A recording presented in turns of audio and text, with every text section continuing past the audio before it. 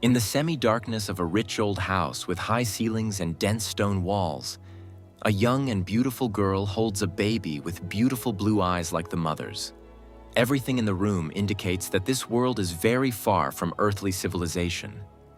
Even the light under the ceiling and on the walls comes from old wax candles. The mother looks fondly at her child, not even realizing that in his past life he was an unfortunate orphan who died of exhaustion from hard work.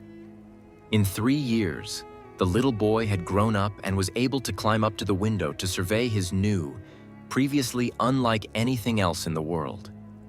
He was so enraptured by the view that he didn't notice the excited maid running into the room and gently taking the baby off the windowsill. The adventure was over. It turns out the protagonist was reborn, not just in another world. His family was a famous duchy in the kingdom of Lionheart, and he himself turned out to be the rightful heir to the great Duke of Draconia. At the age of 8, he begins to learn swordsmanship because he is the future knight of the kingdom, and his mentor, sent from the royal palace, becomes the holy knight Godric. The protagonist is already 14, and his harsh training with Godric is getting tougher and tougher.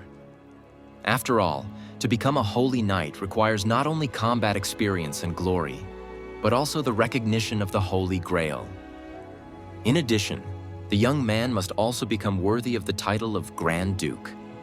When our hero was 35 years old, in the kingdom during a battle with an imperial demon, the holy demigod Arsene Majesty Leonhardt dies. Now a new holy knight must be chosen to replace the king. And the great goddess has descended to point to the protagonist and entrust him with the symbol of honor and conviction, the sacred treasure Lionheart. Our hero, Leon Dragonia, accepts his new role with honor and vows to protect the Holy Grail along with the kingdom. Thus, he becomes the ruler of the kingdom of Leonheart. 45 years have passed. The protagonist is still as young and full of vigor. During this time, there have been 3 great wars with orcs, and one of the goblins evolved into a great demon. And in the Empire, a faction of dark magic is conducting pagan experiments. After 10 years, a maddened emperor commits suicide, along with 3 million citizens, for the sake of summoning the Lord of Chaos to the capital. So Leon Dragonia gathers all the knights and goes to the Empire. 121 years since the birth of the protagonist. Despite endless battles with evil, the world plunged into chaos, and even the gods could not help to protect the peace of the kingdom. Battles come one after another. People in fear of the future are already losing hope for peace and well-being. Women comfort their children, swallowing tears, while the younger generation tries to hold the fading flame of resistance in their hands. And knights try to plant seeds of hope on the blood-soaked wastelands. That winter, a decisive battle was fought against the hordes of demons that had overrun the land. Barbarian slaves were used as human shields, and many warriors of freedom and knights of glory died with honor. Only the chosen of the gods remained alive and continued to crush the demons in his path. In endless battles against demons passed long years, and now the protagonist destroyed the last demonic gate. Now they have nowhere to run to. The year 300. Leon Dragonia chops a great demon to pieces with a mighty swing of his sword. Just then, he meets a group of people who have arrived from a magical portal. They marvel at his power and bravery and want to know his name. I am the ruler of Leonheart, king of valiant knights and a man who does God's will. Leon Dragonia Lionheart. This is how he finally met the Earthlings. A black level gate opens in the center of Seoul. The degree of difficulty could not be determined. The World and Korean Hunter Organization requested the major guilds to intervene, but all refused. The Korean government then ordered their association to step in first, which was tantamount to suicide. In total obscurity, they stepped through the portal and came face to face with a bloody and naked swordsman standing alone among hundreds of demonic corpses. A little later, in the Korean Hunters Organization, Han Hari's guild deputy and Kim Jinsu, the guild head, prepare a report on the investigation of the portal. It turned out to be a black-level demonic gate with a great demon behind it. And still, the members can't believe that after meeting with the demons, they were able to survive without the support of the guild, and even mopped up all the demons, only thanks to an unknown swordsman, who is now sitting in their interrogation room. This isn't the first time the organization has seen something like this. Time after time, over the past 30 years, portals from other worlds have appeared on Earth. What they all have in common is rapid destruction or the end of the world. But sometimes, from the demon world, survivors have come to Earth. In doing so, they retain the incredible power that they possessed in the former world. Therefore, the government was interested in meeting all the needs of the survivors. After all, they could then be recruited according to their needs in the future. So now Han, Hari, and Chinsu, represented by the Korean Hunter Organization, have to get the swordsmen on their side at all costs. Even A-rank hunters have to risk their lives when fighting advanced-level demons. And this guy slaughtered a great demon with a single swing of his sword, a demon that even S-rank hunters are afraid of. While the hunters are discussing possible cultural differences, the interrogation room erupts into a furious scream from the protagonist, causing the armor-piercing glass to shatter. And all because now Leon Dragonia, after 300 years in another world, is back on Earth, where he was a tortured laborer and for the time being has decided not to reveal the secret of his past, pretending to be the true king of another dimension. So when he was served a commoner's lunch, it was necessary to show the true rage of an offended lord to maintain his status. After all, no matter what he returned to Earth, the protagonist would still remain a Night King. After the protagonist kicks the manager out, Han Hari goes to him to recruit him to the Korean Hunter Association at all costs. During the conversation, Leon declares that he is ready to fight demons, but only after he has his own personal squad in this world, performing under his own flag. And Hari had no choice but to nod. After the conversation, she returns to the room where guild leader Kim Jinsu was waiting for her. He says that the government will provide all necessary support to the survivor. Suddenly, a notification arrives on her phone about the breakthrough of the Hanam Plain dungeon. This causes serious concern, as there is a granary there and food production may be halted due to the monsters. But what is more resentful is that there is a Phoenix Guild with S-rank hunters at the helm in charge of this dungeon. There's no way that such skilled hunters can't close the Orange Gate. Leon heard all the sounds coming from behind the door and couldn't remain indifferent to the trouble going on, because if there is a dungeon breach, the earth will be polluted and crops will stop growing. He makes a wave of his hand, and a marvelous golden glow appears around his palm, as if he wants to invoke a deity. Leader Kim and Hari arrive on the Hanam Plain. There they are greeted by the Phoenix Guild and its head, Lee Yanwan. We see how arrogant and condescending they are towards the hunters from the association, and they look more funded than the government officials. Kim Jinsu is furious as he realizes that the guild allowed the breach on purpose. All year long, Phoenix has been begging the government for tax exemptions on the income generated inside the gate in the form of magical artifacts, crystals, and monsters. And now they are willing to blackmail everyone with a gate breach just so they can be exempted from paying the 1 trillion won tax again. Han Hari confronts the guild leader Yan Wang and reminds him that if a little more time passes, the gate will be transferred to another guild. The Phoenix leader sneeringly states that their guild is badly damaged and can hardly manage it in 24 hours. Their quarrel continues, but suddenly it is interrupted by Leon Dragonia, who came out of the helicopter.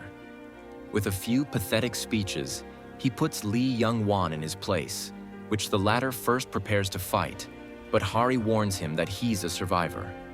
Yang-wang respectfully apologizes. Meanwhile, Hari reports the situation to Leon. When the dungeon is breached, a lot of monsters burst out and pollute the land, causing crops to stop growing on it, and the Hanam Plain is an important place for growing grain. Therefore, it is necessary to clean up the pollution and destroy the dungeon. In response to this, Leon commands her to gather her strength and get ready, because tomorrow the king will make a personal appearance. But before that, he needs the president's permission, because the king of another country cannot arbitrarily conduct military action in another country's territory, which makes Han Hari and Lee Youngwon fall out. In the end, the president received a phone call. Before speaking, Leon requested two things. The first was a straw doll, and the second was that it be made by a woman who had given birth to a child. So an exhibition of straw dolls was held on the Hanam plain.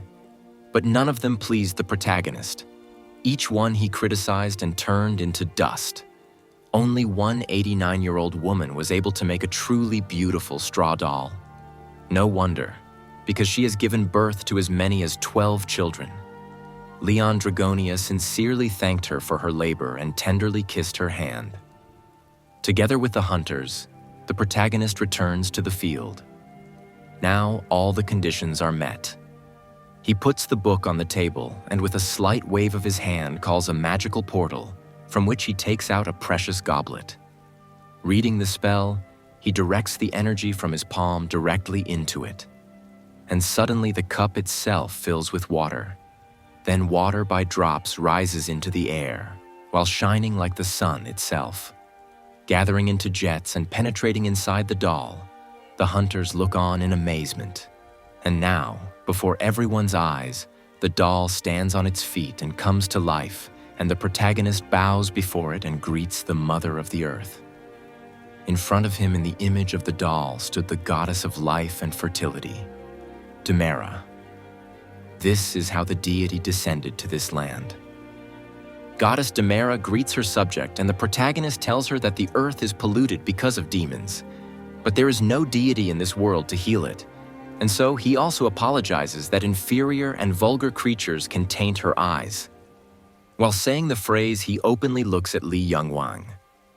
But the goddess gently replies that ignorance and greed are only part of human nature.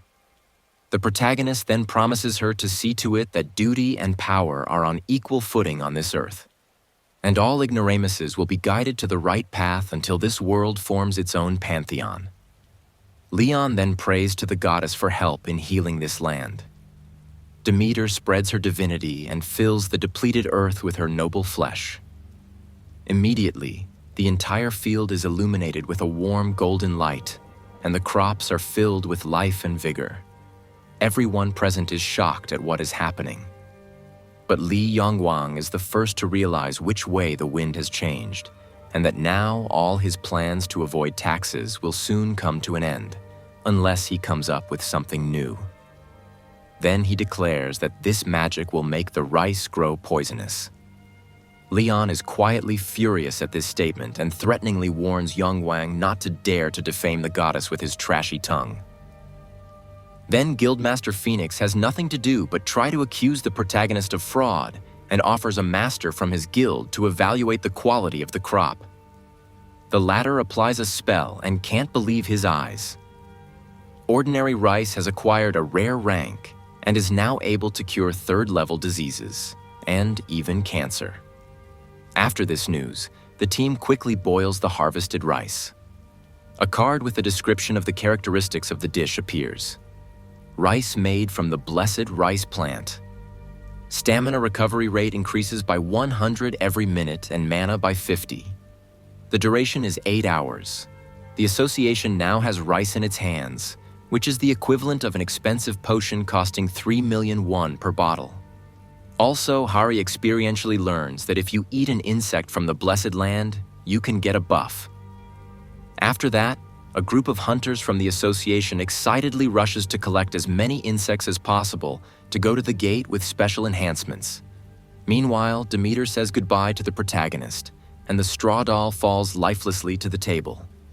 The association team, led by Leon, is ready to move out to mop up the gate. Lee Yongwang hopes that the protagonist is actually a normal blessing-type buffer and will die in the dungeon when the battle begins. A team of hunters from the association advances inside a cold and gloomy dungeon. Defeated skeletons lie everywhere. Hari explains to the protagonist that in order to mop up, you need to either defeat the boss or complete a quest. And in this case, monsters will appear as long as their leader is alive. Leon quite notes that a duel with the boss sounds like a good idea. Meanwhile, all participants receive a red notice, the start of the dungeon breakthrough. Now they must kill the Night Warlord Dullahan in 3 hours to survive. An army of zombie skeletons appears out of nowhere with a powerful knight in iron armor holding his head in his left hand. The hunters tense up in earnest, but do not lose their formation. They immediately distribute potions and tasks among themselves. Archers take on spellcasters and long-range skeletons, while tanks with shields step forward and hold back the wave of zombies.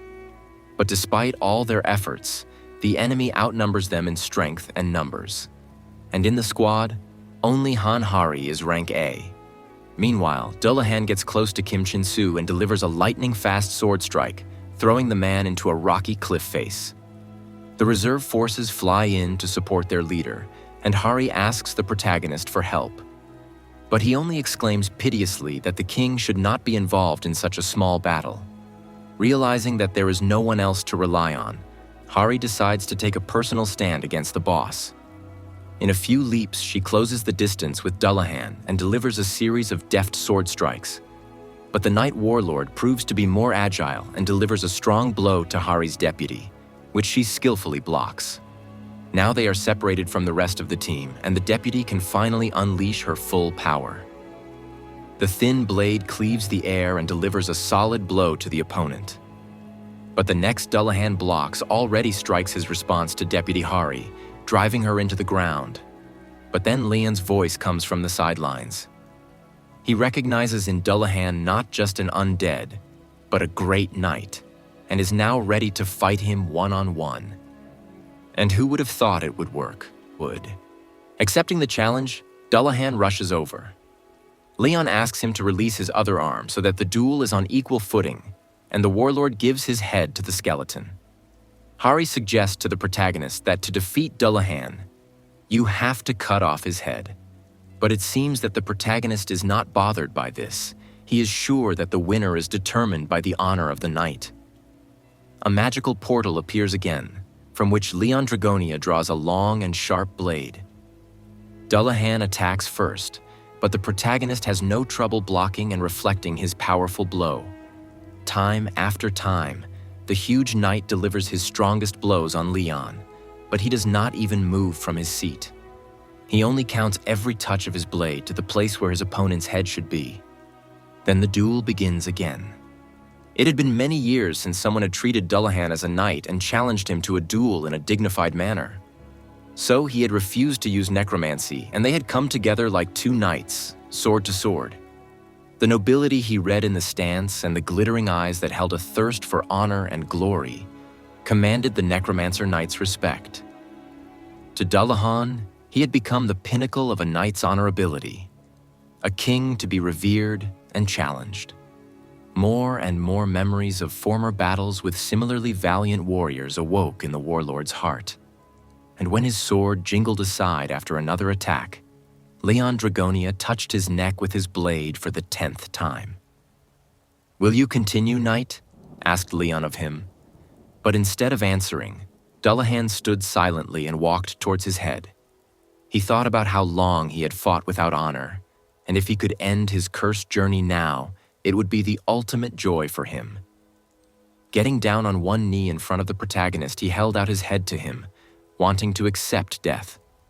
But in response, Leon only placed his hand on it with the words, "I am glad that you have finally regained your honor.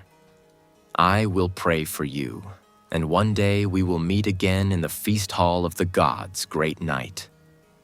The whole space near the main character was filled with noble golden light, and when he said, "Let there be light," the curse together with the armor began to disappear, revealing the bright face of the warrior, which after a while also began to melt in the air, along with his whole body.